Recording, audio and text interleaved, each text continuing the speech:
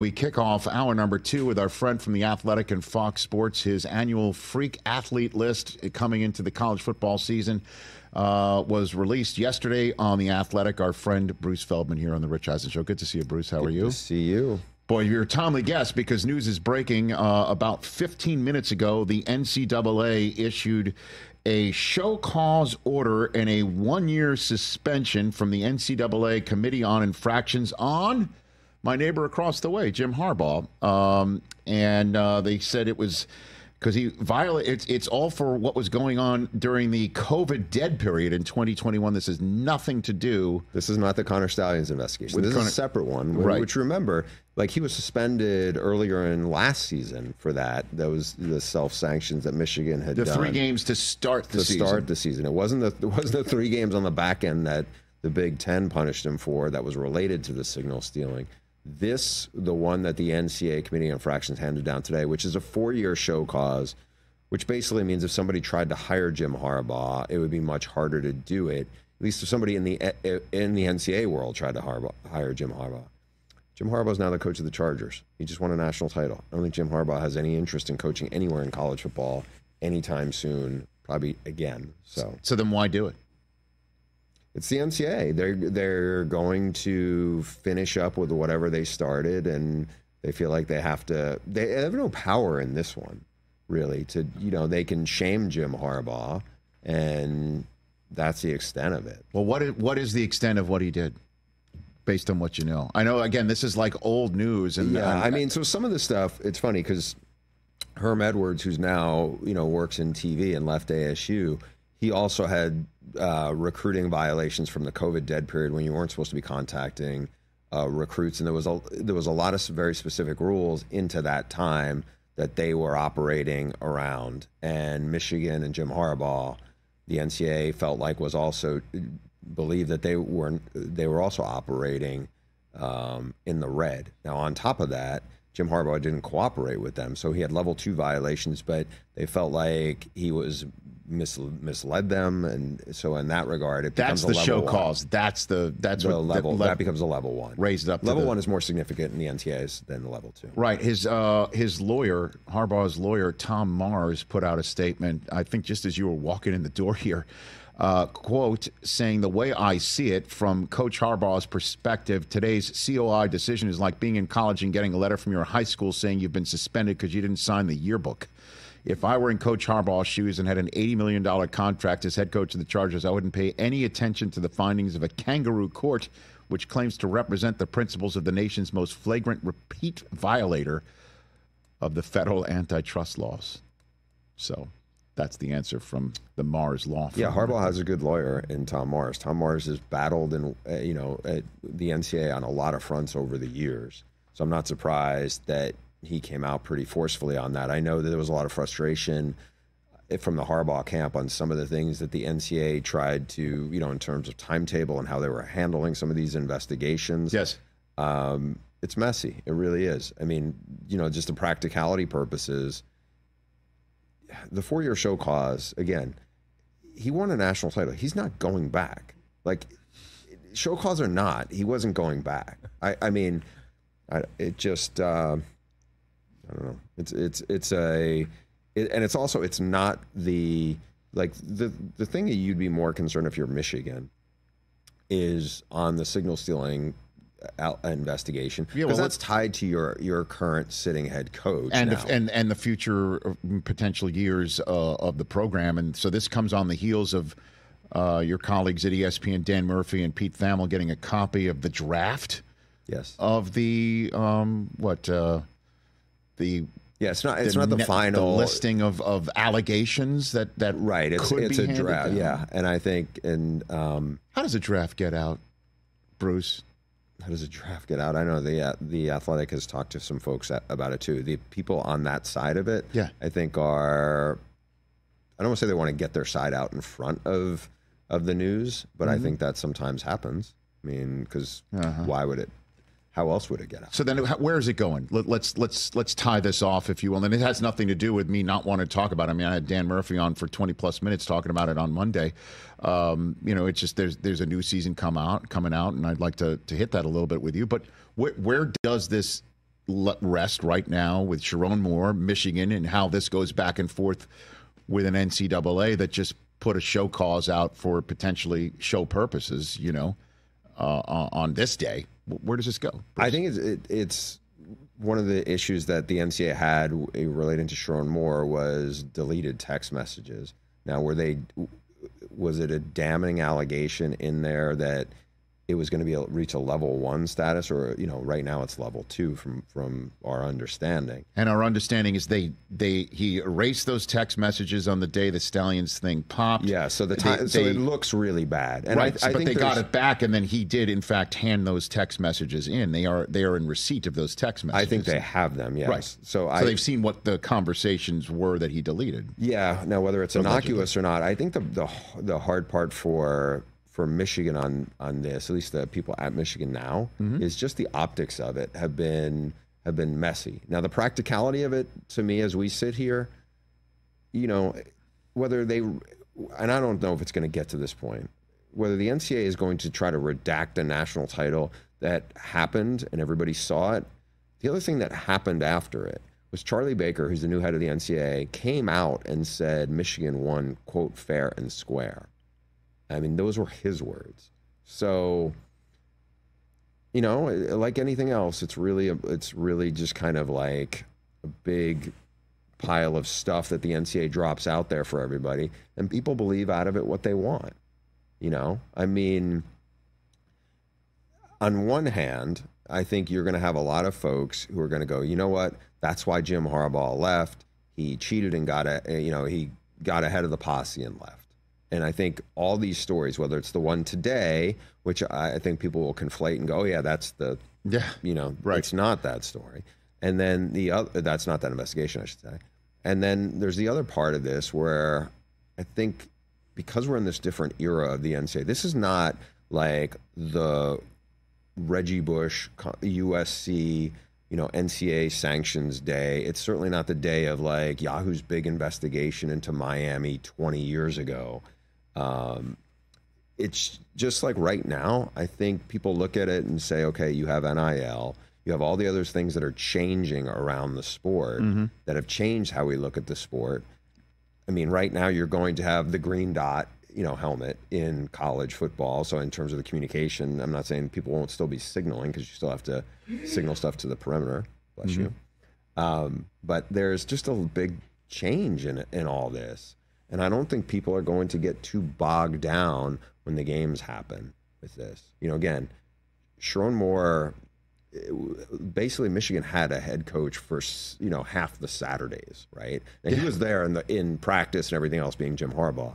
But I think all that last year, I don't know how much more damning it's going to get out of it. Just in a practical sense.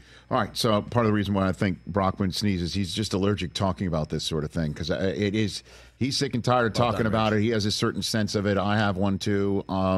But I think even, Feinbaum, who loves to hit on Jim whenever he gets a chance, and did it again this past week. He even said most fans are turn the page. That was a championship. There's a new season coming up. That's why I brought up the Charlie Baker point. Charlie Baker's the head of the NCAA. When he, at that point, when the head of the NCAA says after they win the national title, they won it fair and square. I don't know. Then the toothpaste is really out of the tube. I don't know. What. If you're most fans who are fans of college football who do not root for Michigan are going to go, yeah, they're cheaters. Yeah, tainted, asterisk, and all that stuff. No matter how many times I sit at this microphone and say everything was ripped out root and branch, and they went ahead and beat Michigan State all the way through to winning the national championship with everything ripped out root and branch. But Bruce Feldman here on the Rich Eisen Show. The coaches poll, first coaches poll, came out on Monday. Is out. Yeah. It's out. And what was your opinion of it? It was kind of in line with where I thought it would go. I was a little surprised that your alma mater did get one first place vote. They're sitting at 8, and there's 50 some votes or something like that, and they actually got one of them at 8. Most of the votes went to Georgia. I think Ohio State had seven first place votes. those are the two teams that I feel like are best positioned to play for the national title. I mean, Oregon's number 3. I think they're loaded as well. There was nothing really that shocked me when I looked at the poll in its entirety. I was a little surprised that USC made the top 25. I think they were only 23rd. Yes. But beyond that, you know, it wasn't anything when I saw there, I was like, oh, I'm surprised to see Missouri at 11. Missouri had a terrific year. They're pretty loaded on offensively back. I mean, you look through this. I mean, you have to go a ways to find a Big 12 school. I think it's sitting there at Utah, the new member. Yes, of the new Big 12. member. Yeah. This also, I guess, this sets up what we expected to be the first big game of the year, which is Texas at Michigan, week 2. Do we call it week 2? Yeah, right? that's week 1 of the NFL season. That's going to be huge in the state of Michigan. A big noon game. We're excited to get to Ann Arbor for that. You're going to do that? Yep. Yeah. And then you got the Lions hosting the Rams this Sunday night after that. So it's a huge football week in the state of Michigan. Yes. So that's a pretty big one right there. And it's big also, Rich, because it is SEC versus Big Ten. Yes, sir. And we don't get too many of those heavyweight kind of matchups. That is absolutely going to be one. Yeah. And since they have a working group, right? Talking together? Yeah, they do. And I do know this from running into Tony Petitti, the head of the Big Ten. Yes, There's definitely a lot of communication between the heavyweight, big shots. What do they talk about, do you think? What's your general sense here? I mean, everything from there was the scholarship number of what it's going to be. I think they go through to try to have real alignment there. I think because they know their issues are different than the issues that almost everybody else who's in charge of a entity in college athletics really is dealing with. Well, that's, I feel like we go down a similar road when we have a conversation here. Those are the seeds from which I believe a Super League will eventually sprout. Whatever they're talking about, it may not be full-on conversations, but just having a conversation about that subject matter. Well, that subject does matter. It grows into everything else out of it, and then eventually there will be a working framework of what the SEC and the Big Ten feel are multiple issues that they feel that they can solve together, and then who's coming with them. Who's coming with them, and then that will be the framework for everybody figuring out how to work football in a way that is as uniform as it possibly can be on so many fronts where there's no uniformity right now. I think the different part of this, because there's a lot of parallels to people thinking, okay, this is going to get like the NFL. What I do think is different right now is the TV partners I feel like are way more influential in those two leagues. And it's, full disclosure, I work at Fox, which is one of those two bigger TV partners, especially as it relates to the Big Ten. But in the NFL, I'm not saying they don't have, and you know this way better than me, they don't care what their partners think on the broadcast side. But I feel like the NFL is driving the NFL's business. Well, because they have an actual, governing body with a commissioner and everybody and a uniformity and a salary cap. And we know the schedule, and we know when free agency is, and there's a contract and a union. So that's where I'm saying this is headed on every single one of those fronts, whether it's an impetus from the Supreme Court's decision or it's an impetus between a working group figuring out who's with them in the same boat. You know what I mean? Like, that's the point. I also don't know, though, on that part, though. I remember hearing this anecdote about one of the owners in the NFL saying how, on Sundays he roots for the Dallas Cowboys because it's good for business.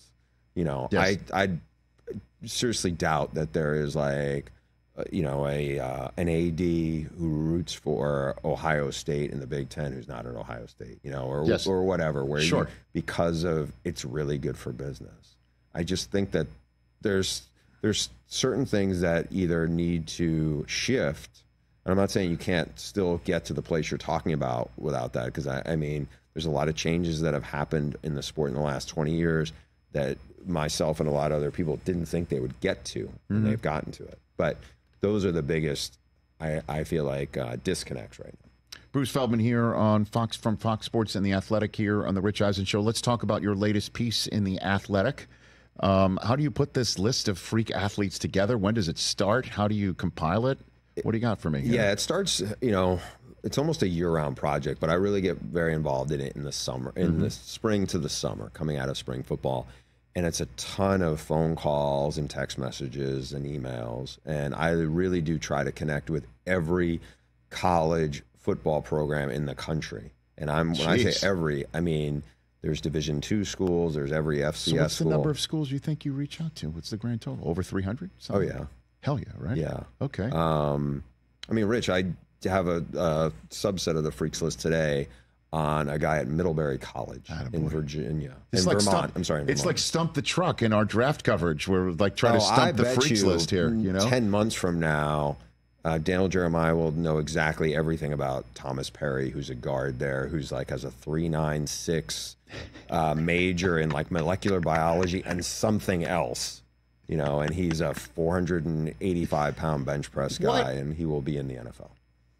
And what's the name of this institution of higher learning? Middlebury College in Vermont. The Middlebury College? Middlebury College, I guarantee you, if you knew a lot of good students in your high school, yes, that was the caliber of school that they were probably looking to if they didn't want to go to a huge school. I got it. Okay, so who else is jumping out that we'll see mostly on Saturdays, do you think, on Big Noon or whatever you got? Yeah, I mean, so... Look, your alma mater has a couple of guys high up on the Freaks list. One of them is Kenneth Grant. Mm-hmm. He's 350 pounds and he runs a sub 5.0 40.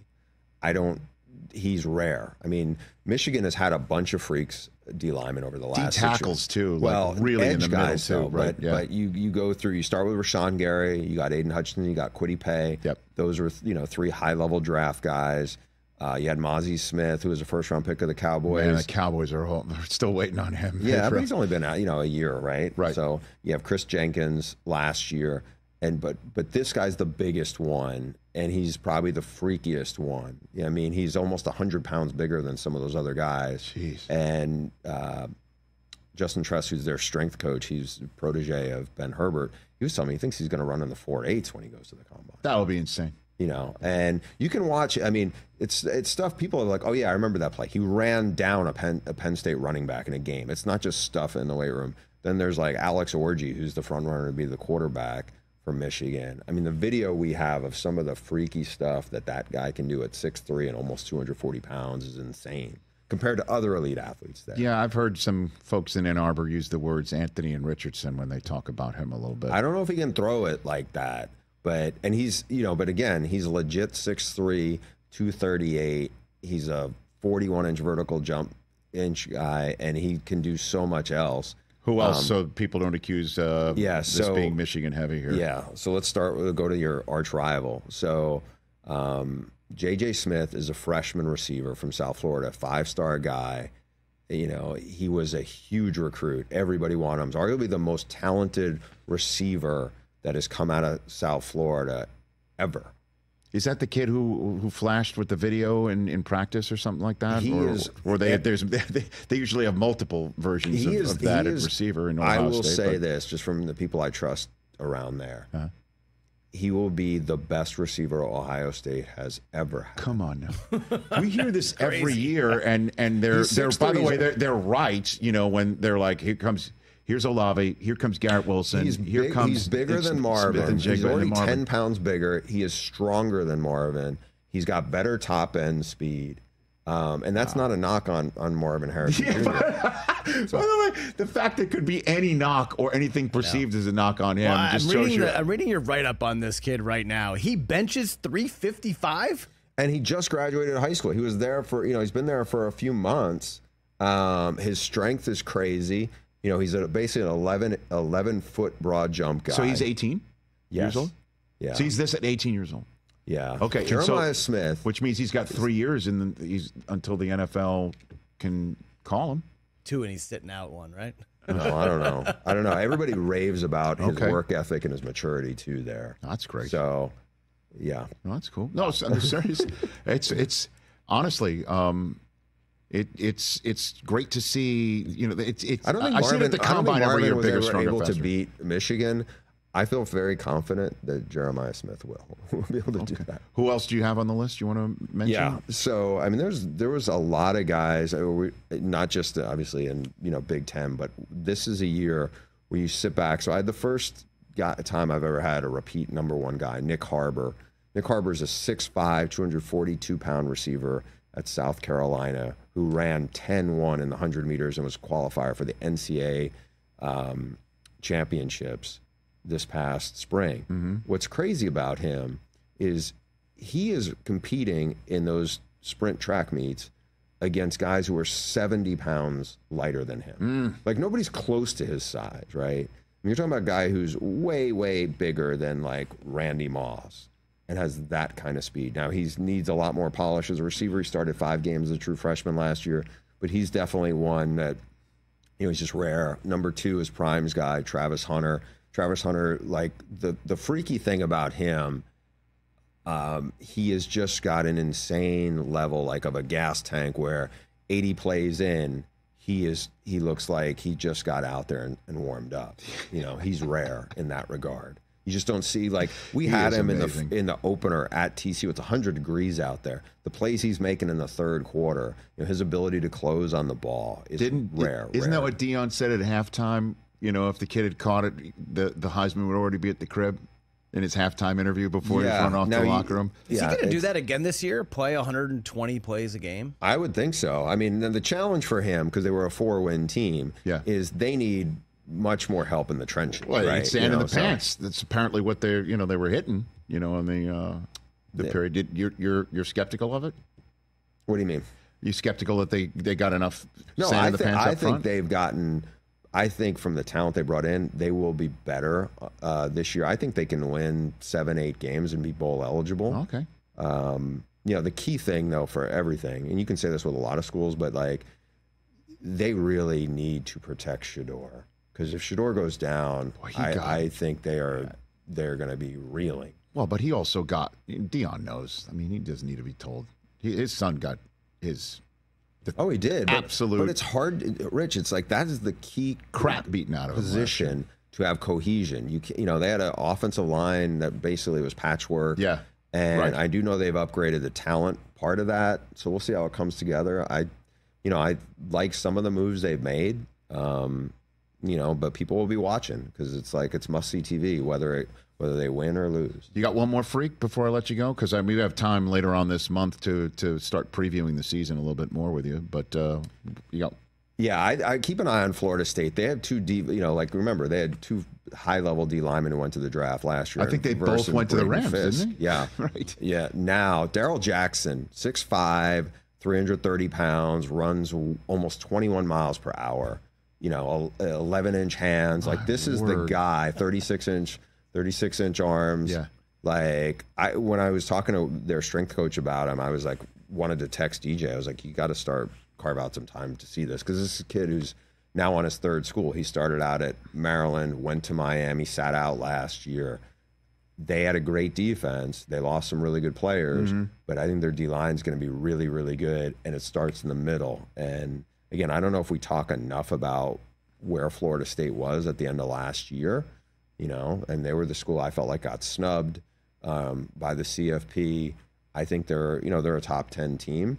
You know, we'll see how they do on offense. Mike Norvell's always been good with that, but I just think they have some loaded, you know, they got Marvin Jones Jr. is now over there as a defensive end. But Darryl Jackson's one of those wow guys I think people will be buzzing about. And again, I can't wait to talk more about the season with you writ large. 12-team playoff field, how that's going to totally reimagine the way we look at the season. I don't think that's covered enough. I don't think people realize how that's going to change things. It'll still be immense level of importance and intensity and interest. But I mean, you know, 2-3 win teams that in the past we'd be like, yeah, well, forget it. Now we'll still extend the season. Still have a run, man. Yeah, and you also, like, you guys put up a graphic of the top 25, but a bunch of those teams in the top 10, they're not going to be ranked that way because you're going to have an ACC and a Big 12 team champion that are going to get first-round buys. So you may have a team that's like 10th in the country, but they're going to be 3rd or 4th when it comes to the playoff. And I think that's a big adjustment for how a lot of us, and especially fans, are going to kind of process this new year, all the change. You're the man. Thanks for coming in. Everybody should check out Bruce Feldman's work in The Athletic. You just scratched the surface on how deep and how wide the freaks of nature that play college football are. And I look forward to having you in studio on Wednesdays. Once again, I love your work, and you always make us smarter. Thanks for coming in. Thanks for having me. Bruce Feldman, everybody, right here on The Rich Eisen Show. Catch The Rich Eisen Show every single day on the Roku channel, 12 to 3 Eastern, for free.